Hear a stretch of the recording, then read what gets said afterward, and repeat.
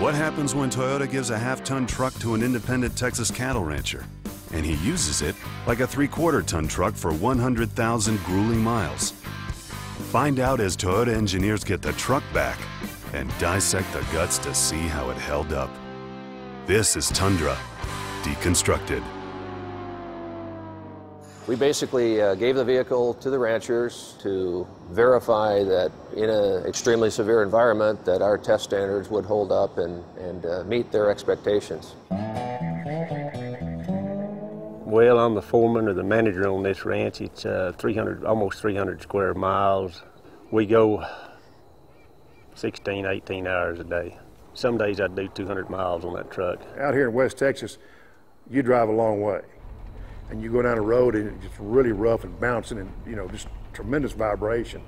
They can blade the roads and they'll be tore up in a week's time. You know, washboarded, holes knocked in. If it rains, then they're really a mess. What is a washboard road? Well, it's kind of like a washboard. The Tundra is the best truck or pickup that I've ever driven on the washboard road as far as the durability of it. You know, most of them have their front end knocked out within 35, 40,000 miles. You're going to have front end work done on them.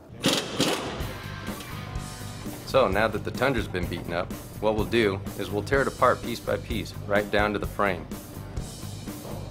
Anything that was bolted down gets taken off.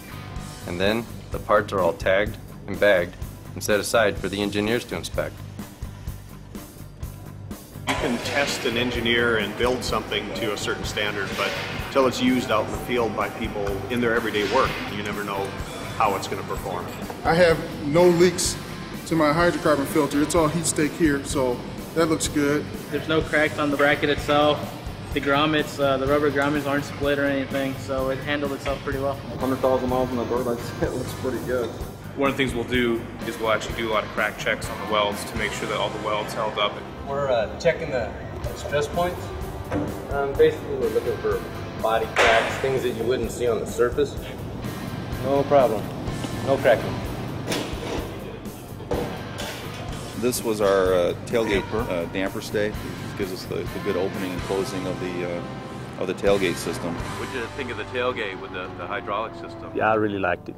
You just open it and walk off. You didn't have to worry about it slamming down or breaking the supports or anything like that. Just open it and don't worry about it. Still is functional, which I'm happy to see. And it's kind of a shame that we had to tear it down now. I'd like to see how it goes a little longer. The interior components actually held up pretty well, surprisingly, for the environment it was in. My honest opinion is it could go well into 200,000. Basically, from a suspension standpoint, brake and steering, nothing was replaced on the truck during the time period. Brakes were actually still the original when the truck was brought back after 100,000 miles. We do have the largest diameter front rotor of any of the full-size trucks, bigger than the F-150, Silverado, and the Ram. It weighs about 30 pounds here. It's just a heavier built. You just don't have anything go wrong in the Toyota. It just holds up a lot more. It's just a better built truck, just that simple.